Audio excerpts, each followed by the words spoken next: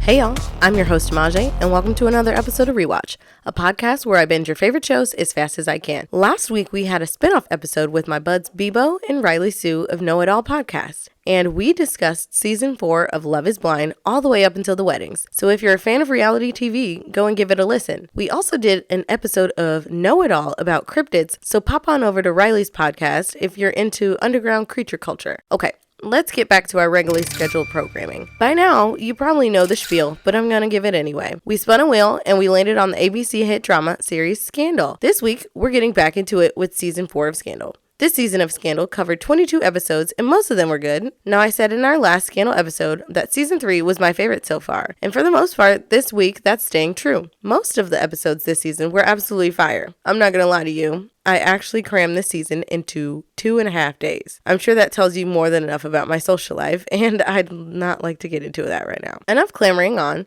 Let's slide into season 4. And say it with me, folks. There will be spoilers. Now, since it's been a while, I figured I'd give us a baby refresher of the last episode of season 3. We left off with Fitz's son getting murdered, which subsequently helped him win his second term. Papa Pope is command again, and Liv and Jake are jet sailing off to a far, far away land. Okay, rundown over. Episode 1 of season 4 takes place 2 months after Liv and Jake's plane ride. They're living on a secluded tropical island off the coast of Zanzibar, getting daily fruit and of course fancy wine deliveries. Liv's got a new name and is living her best life, at least for a little while. One of their deliveries, she gets a letter, and it states that Harrison's body has been found. And learning this news, she heads back to DC to help plan his funeral. Unfortunately, the only person who is still at OPA is Quinn, and she's the one who helped track them down. As we now know, Harrison is dead. Huck is now working as tech support, like Geek Squad people, but with scary guy energy, you know? Abby is now working for the White House and is Fitz's press secretary. Things in the White House are slightly different now as well. The elegant, resilient First Lady is now a grief-stricken slob who walks around the White House in her pajamas all day, looking crusty, attached to a bag of chips. Fitz has decided that he can't trust anyone and fires 12 out of the 15 members of his cabinet, also while fighting for equal pay. With Olivia being back after being gone for 2 months, the energy of this episode is off in a way. Huck doesn't want to talk to Olivia unless she's back for good because he's not good with instability. Quinn just wants to get the band back together. Abby's enjoying her new position, but hates being shut out because she's not a gladiator anymore. With all of this going on, it seems like Cyrus is the only one thriving right now. That is until he learns that Olivia's back in town. He knows that with her back, Fitz is going to be just a bit harder to control. Jake truly only wants to be back temporarily because he loved his life on the island. I mean, of course, who wouldn't? He literally gets to spend all of his time with the woman he loves, sitting in the sun, eating fruit, and kicking it. Even though Olivia is there temporarily, she somehow manages to get a client. The client is a senator who calls her after she is sexually assaulted by another senator. She calls Liv after she pushed him over the banister at his house thinking she killed him. Liv and Quinn show up, and it turns out the guy was alive. Liv calls 911 and they dip up out of there. During Liv's interview with the senator, she's having difficulty recalling the assault. Realizing that it's very unlikely that she wouldn't remember the details of such a traumatic event, she discovers it's all a lie. The senator is covering for her assistant who's the actual victim. But not only that, but the senator knew that he had a tendency to assault women who fit her assistant's description. And she essentially set her up to be assaulted so she could blackmail him for his vote for equal pay. When it's finally time for Harrison's funeral, Bridge Over Troubled Water plays over the scene as Abby, Quinn,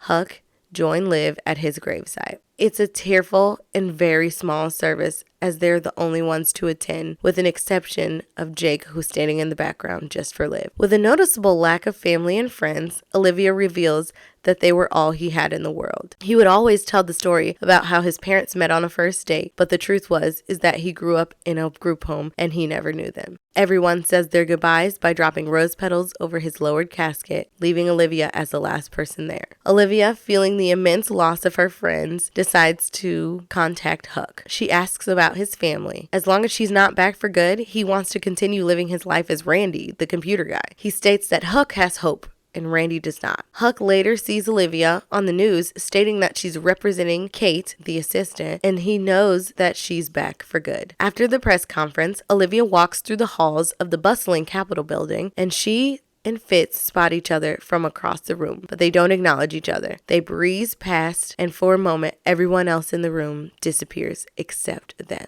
They ever so slightly brush their hands near each other, feeling the other's longing energy in passing. As far as openers go, this one was just okay. A lot happened, but I feel like to make the time jump impactful, it should have been longer than 2 months, that's for sure. Like, yes, a lot can happen in 2 months, but not all this. I did enjoy seeing everybody being displaced because the central person in their lives disappearing. Seeing nearly perfect Mellie essentially coming apart at the seams over the loss of her son is written almost like a joke, but with a deep undercuts of grief poking through. She lies on top of her son's grave every day just to spend time with him. And Fitz is allowing her to do this because he knows how important it is for her to heal. I feel like Olivia and Jake leaving their lives on the beach would have been more interesting if they had actually started a life together and it not just been a 2-month vacation, you know? Like if Olivia had started making jam and Jake had started doing whatever it is his dream is to do, I think it would have been interesting to see them be torn away from their new lives rather than torn away from a vacation. Now, before I get into my favorites, this season is definitely split. Like the first half of the season versus the second half of the season feels like 2 completely different seasons altogether. The first half feels like early scandal, and by that I mean that OPA is actually doing jobs instead of just being a name drop flex. The first half basically deals with the team having clients again.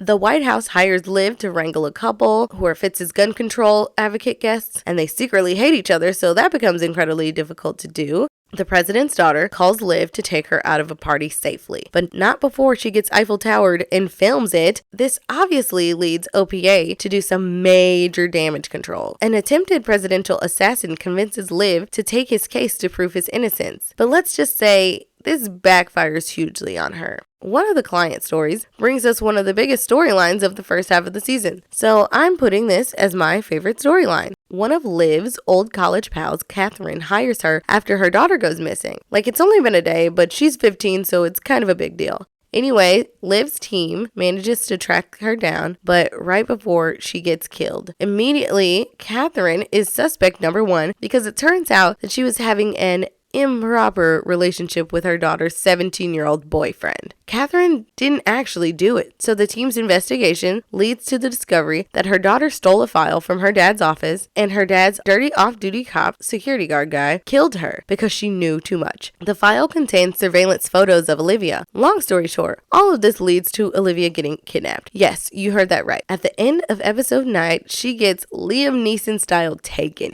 And that brings me to my favorite episode of season 4, which is episode 10, so cleverly titled Run. This episode was written by our showrunner, Shonda Rhimes herself. This episode starts off with Liv in a full-on barefoot sprint running towards the doors of a prison she's been kept in. Then we quickly flash back to the night she was taken. Her and Jake were dancing Stevie Wonder and trying to have a good time, if you know what I mean. Jake goes to the bedroom to grab some supplies, and by the time he gets back to Olivia, she's gone, with the red wine spilled on the sofa to prove it, because we know our girl lets no glass go unsipped. Jake runs out of the apartment and sees a car taking off, and he darts after it. He comes back upstairs to call the team and inform them of what just happened after getting the plate number. Now here's the kicker. We flash back again to right before Liv was taken. Once again, the Stevie Wonder is going and the party's getting started, and Jake walks away, and we get Olivia's point of view of her kidnapping. A man storms into Olivia's apartment and silently drags her across the hall into her neighbor's apartment with her mouth covered. In a room full of other masked men and her neighbor tied up on the couch, Olivia can see through the peephole everything that's going on. So she sees Jake run outside, come back, and miss her. While Olivia is in her neighbor's apartment, these masked men have set up an elaborate array of cameras in her apartment, as well as a bait card to trigger Jake's run. While Jake is running after the car he thinks Liv is in, the kidnappers disable their setup so they can't be traced to her disappearance. After Jake leaves for good, the men inside the apartment remove their masks and take the tape off of Olivia's elderly neighbor's mouth. Her neighbor thinks that she's gonna be okay,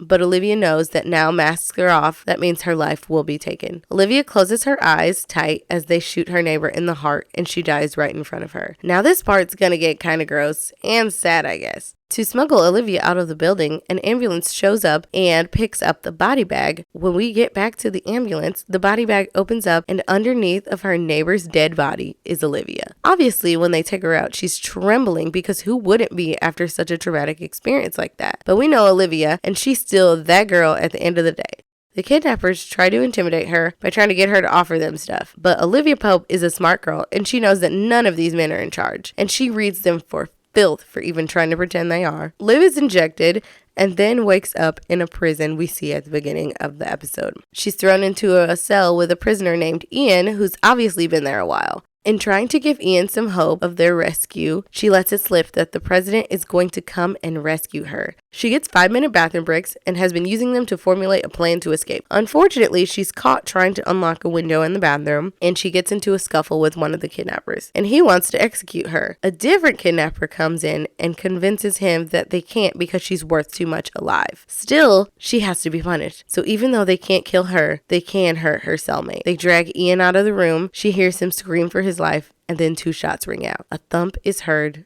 and Olivia is baffled. One of her captors returns covered in blood to assure her that there is no way out. A little while later, Olivia wakes up to the sound of gunshots. Jake leads a small team of soldiers, and he carries Olivia out of the cell safely. She begs him to not let go, and he won't. Liv, safe and sound, wakes up in a huge bed on a lovely day, and she hops into the shower. She's joined by the mayor of a small town in Vermont where she makes jam. And if you've been watching the show, then you know that mayor is Fitz. You can probably figure out that this is a dream by now also. But we're going to keep rolling with it. While out on a walk with her dog, Abby shows up to let her know that no man is going to rescue her and that she must rescue herself. Side note, after I heard Abby say that, the only thing I could think of was Cinderella by the Cheetah Girls. Anyways, Abby tells Olivia that she dropped some sort of fixture on the ground. Olivia actually wakes up back in her cell. After hearing Abby's words echo through her, Olivia decides that she's going to save herself. And so on her next bathroom break, she goes and is expecting to look up and try to escape through the window she used before, but the kidnappers have patched it over. She falls to the ground in defeat, and while she's down there, she sees a pipe with a fixture she saw in her dream. She disassembles the pipe and hides it up her sleeve, and when her bathroom break is over, she pops the guy over the head with the pipe, and he's knocked unconscious. She takes his keys and his gun and makes a run for the exit. Right before she could actually get to the door, the other kidnapper stops her right in her tracks. But this time she's got the gun, and he taunts her saying that she's not going to shoot him, and she hits him with one right between the eyes, and she continues to run to the door, keys in hand, and unlocks all the locks and makes it out, only to find out that she's been in what I describe as a Captain America situation. The prison isn't real, and she's in a warehouse, not actually the Middle East. And the guy who was there for her big reveal is her cellmate, Ian, who is actually the leader of all these bad guys and is obviously not a prisoner. And that ended the episode. Y'all, this episode was so good, it could have been its own movie, that's for sure. And Carrie did an outstanding job on this episode. Like, if you would have told me somebody had kidnapped her for real for this, I would have believed you, because wow. Like, obviously, at no point I was actually genuinely scared that Olivia would die or anything, because, you know, she's the main character. But as they say on the show, there's a lot worse things than death. So after this episode, to me, the rest of the season is lackluster, except for a couple standout episodes. But before we get there, I do want to get to the characters. This season, my least favorite character is going to Daddy Pope himself. He's quite literally the worst. It seems like everything he does leads to absolute chaos and strife. This man actually thinks he's a good guy. Or maybe an anti-hero is a better way to describe it. He thinks that his actions are necessary for the greater good, which may or may not be true depending on what good you're looking at. But to me, at no point was any of it worth it. He's just the worst. He brought in the B613 storyline, and the rest of the season essentially focuses on that again. And I'm just not down with it. Like, it was cool for a little bit, but I feel like it just went on way too long. And at some point, it stopped being interesting. And maybe that's just because a lot of those episodes were too dark, so the filler episodes stood out a lot because they were a deviation from the normal. Now, my favorite character of this season is going to our First Lady, Mellie Grant. This season, Mellie had a glow down that preceded by a glow back up. Bellamy Young portrayed a grieving mother wonderfully. It was interesting and sad to see how someone so strong-willed and powerful as Mellie could be brought to her knees, and this is probably the only thing that would do it. Her life loses a significant amount of meaning after her son died. The motivation is drained from her. After losing a child, how could choosing china patterns and planning parties seem important ever again? Mellie spends every day at 2:30 with Fitz at Jerry's grave, and she just sits there and eats her chips and hangs out with her son. She exclusively lives in sweatpants and t-shirts and robes, and even gets the nickname Smelly Mellie because she's barely showering. When she learns of her daughter's sexcapades, she doesn't shame her, and she even gives her a pass because she knows how much she's hurting over the loss of her brother, because she's hurting over the loss of her son. She quite literally gets pressured by the press, who took secret photos of her at Jerry's grave, and she gets blasted all over the tabloids for going insane. Abby talks her into going into the State of the Union address, and with Fitz's support and admiration, she receives a standing ovation from the crowd. An honorable mention also goes to a new character this season, Susan Ross. Her character is just such a breath of fresh air. She takes away all the aggressiveness of the Washington politics from the show. Her character is honest and has no motivation other than being a good person and doing the right things to help others. And there's an episode that is mostly about damage control over her nervous laugh. She's brought on as a senator to run against Abby's evil, abusive ex-husband, and Liv turns her into a winner. And then later on in the season, she's sworn in as vice president because Fitz's vice president is the one who got Olivia kidnapped. She essentially only got the position because Mellie wants to be the next president, and she knows that Susan Ross is an easy candidate to be. Now, instead of a most shocking episode, we're going to have our most impactful episode. This episode at some points were difficult for me to watch because we've all lived through events like this over and over again. And that's what my most impactful episode is, episode 14, The Lawn Chair. This episode opens up with Olivia being called to handle the Washington Police Department because a black teenager has been gunned down in the middle of his neighborhood by a white cop. Now, if this sounds familiar, it's because it's loosely based on the 2014 shooting of Michael Brown. But this time, there is a bit of a twist. Olivia gets to the scene, and the body of Brandon Parker is still laying in the street, and crowds are starting to form. All of a sudden, a shot rings out, and it's Brandon's father, played by the incredible Courtney B. Vance, standing over his body with a shotgun, demanding to speak to the officer who shot his son. The police rope off the area, and he stands there protecting his son's body a mile away from the White House. Local activist Marcus Walker comes to try to help him defuse the situation, but the local police do not want him there because when he's around, things typically get stirred up before they calm down. He talks to Olivia and has to clear her about her privilege. He straight up tells her, "Your black card is not getting validated today." He brings Brandon's father, Clarence, a lawn chair to sit on while he waits for the officer. Clarence straddles the chair across Brandon's body and sits there and waits. Olivia has her team investigate the incident, and the cops say that Brandon pulled a knife, but his father quickly refutes, saying that Brandon does not carry a knife and that he has taught him his entire life how to avoid situations like these. He tells her how Brandon was a good kid, and although he wasn't going to college, he was going to learn a trade and be successful. Clarence tells her how he put a college sticker on the back of his truck so that whenever Brandon drove it, the cops wouldn't think he was a thug. Eventually, Clarence allows Marcus to move Brandon just a little so they can see if there is a knife, and as they roll him, they find one. The video comes out, and it shows Brandon aggressively reaching into his pocket and the police officer opening fire. After Olivia's team analyzes the video, they realize that there was a person in the back of the squad car on the night that Brandon's shooting occurred. The person had just been arrested, and he had a knife on him. It turns out that the cop took the knife and planted it on Brandon, and he was not carrying a weapon.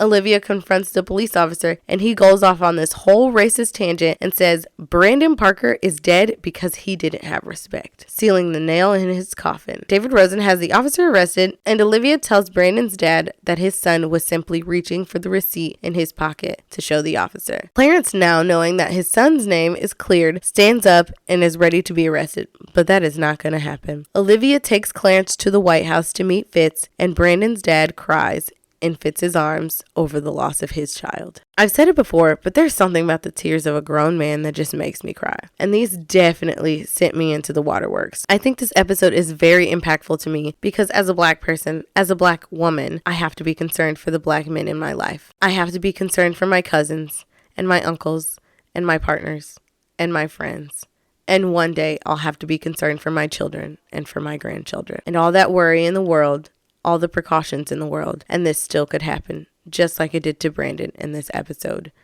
And that's all I have to say about that.